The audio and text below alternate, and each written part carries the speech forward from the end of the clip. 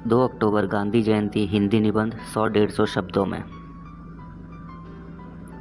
हमारे देश में हर साल 2 अक्टूबर को गांधी जयंती मनाई जाती है। आज का दिन भारतवर्ष में बहुत महत्व रखता है क्योंकि आज ही के दिन हमारे राष्ट्रपिता महात्मा गांधी जी का जन्म हुआ था, जिन्होंने आगे चलकर पूरे भारतवर्ष को अंग्रेज़ों की 200 सालों की लंबी गुलामी के बाद आज़ादी दिलाई थी।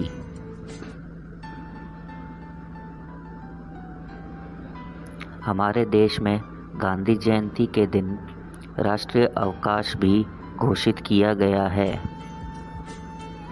गांधी जयंती सिर्फ भारत देश में ही नहीं बल्कि कई देशों में भी मनाई जाती है।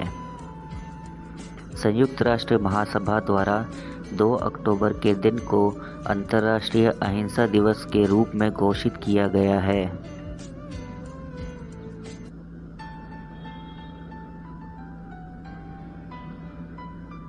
जिस प्रकार उन्होंने अपने देश को अहिंसा के साथ आज़ादी दिलाई, वो अपने आप में एक मिसाल है।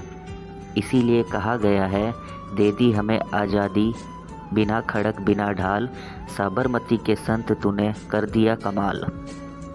अहिंसा के पुजारी और राष्ट्रपिता कहलाने वाले महात्मा गांधी जी को बापू नाम से भी संबोधित किया जाता है। महात्मा गांधी जी का जन्म 2 अक्टूबर 1869 को एक साधारण परिवार में गुजरात के पोरबंदर नामक स्थान में हुआ था। इनका पूरा नाम मोहनदास करमचंद गांधी है।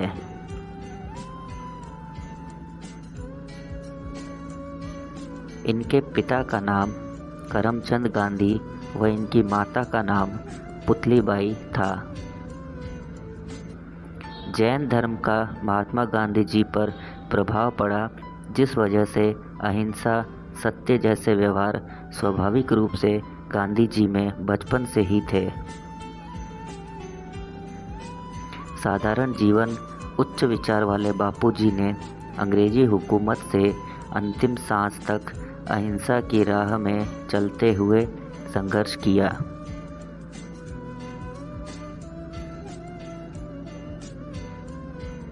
भारत छोड़ो आंदोलन, असहयोग आंदोलन, सविनय अवज्ञा आंदोलन में हर तबके के लोगों को अपने साथ जोड़कर भारत को आज़ादी दिलाने में गांधी जी ने अहम योगदान दिया है।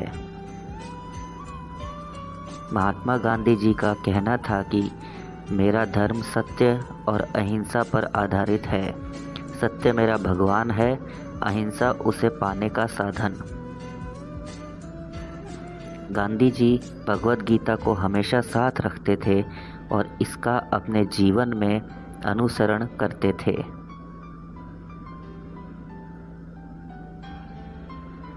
गांधी जी एक साधारण व्यक्तित्व के थे। औसत विद्यार्थी के रूप में इनकी शिक्षा अल्फ्रेड हाई स्कूल से हुई थी। गांधी जी सच्चाई के प्रतीक राजा हरिश्चंद्र को अपना आदर्श मानते थे। 1887 में गांधी जी ने मुंबई यूनिवर्सिटी से मैट्रिक परीक्षा को पास किया और गुजरात के भावनगर के समलदास कॉलेज में दाखिला लिया था।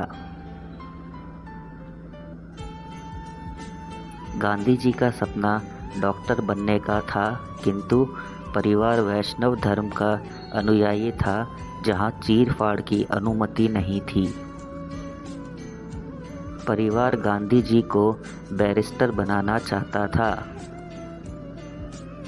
गांधी जी मैट्रिक परीक्षा पास करने के बाद वकालत की पढ़ाई के लिए इंग्लैंड गए थे।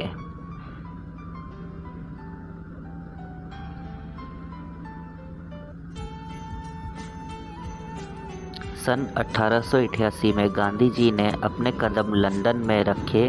वहां उन्होंने कानून विद्यालय इनर टेम्पल में अपना दाखिला कराया। दक्षिण अफ्रीका में अश्वेतों और भारतीयों के साथ हो रहे नस्लीय भेदभाव के खिलाफ और अपमानजनक नीतियों के परिणाम स्वरूप गांधी जी ने भेदभाव से लड़ने का निश्चय किया। गांधी जी के दक्षिण अफ्रीका पहुंचने के बाद उनके द्वारा साल 1894 में नटाल इंडियन कांग्रेस का नाम से एक संगठन को स्थापित किया गया। भारतीयों ने महात्मा गांधी जी के नेतृत्व में विरोध जनसभा का आयोजन किया तथा इसके परिणाम स्वरूप मिलने वाले दंड को भोगने की शपथ ली गई। गांधी जी द्वारा सत्याग्रह की शुरुआत यहीं से की गई।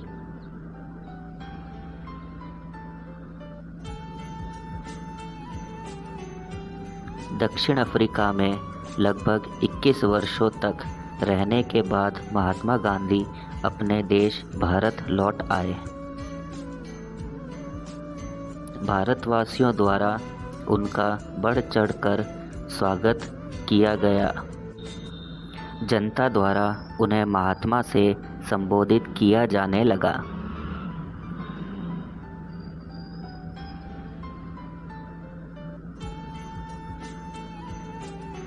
गांधी जी अहिंसा के पुजारी थे।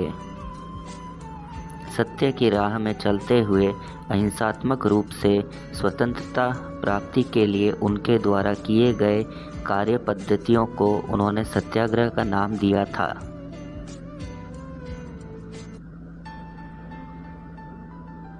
उनके द्वारा सत्याग्रह का अर्थ अन्याय, शोषण, भेदभाव, अत्याचार के खिलाफ शांत तरीकों से बिना किसी हिंसा के अपने हक के लिए लड़ना था। गांधी जी द्वारा चंपारण और बारदोली सत्याग्रह किए गए, जिसका उद्देश्य अंग्रेजी हुकूमत के अत्याचार और अन्यायपूर्ण रवैये के खिलाफ लड़ना था। कई बार इन सत्याग्रह के दौरान महात्मा गांधी जी को जेल जाना पड़ा था। अपने सत्याग्रह में गांधी जी ने असहयोग आंदोलन, सविनय अवज्ञा आंदोलन, दांडी मार्च, भारत छोड़ो आंदोलन का समय समय पर प्रयोग किया। चंपारण में नील की खेती के विरोध में सरकार के विरुद्ध किसानों का नेतृत्व गांधी जी द्वारा किया गया। इस आंदोलन को अहिंसात्मक रूप से संपन्न किया गया।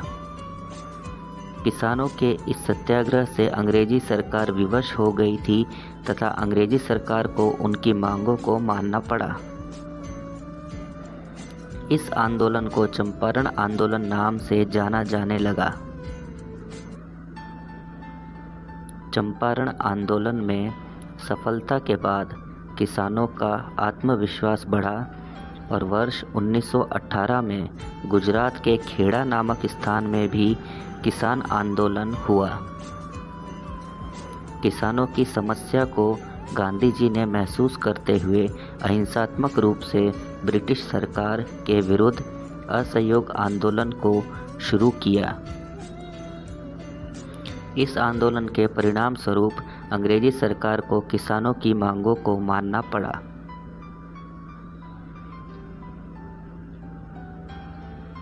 सितंबर 1920 गांधी जी द्वारा असहयोग का प्रस्ताव कोलकाता के कांग्रेस अधिवेशन में रखा गया। इस प्रस्ताव के पारित होने के बाद से पूरे देश में असहयोग आंदोलन की शुरुआत हुई। भारत को स्वतंत्र कराने में कई क्रांतिकारियों की अहम भूमिका रही है। गांधी जी ने अहिंसा के मार्ग पर चलकर भारत को आज़ादी दिलाने में महत्वपूर्ण योगदान दिया है।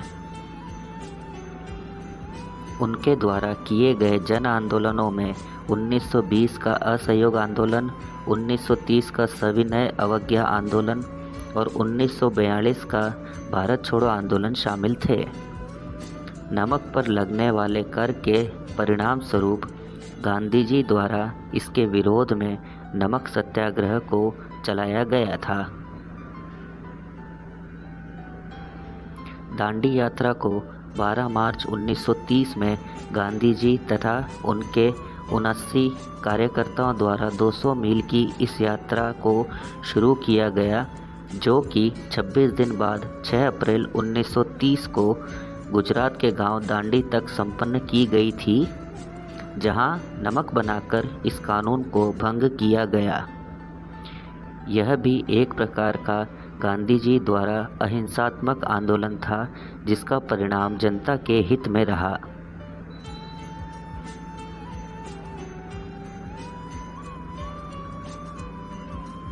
अंग्रेजी हुकूमत को भारत से निकाल फेंकने के लिए 8 अगस्त 1942 को महात्मा गांधी जी द्वारा भारत छोड़ो आंदोलन शुरू किया गया।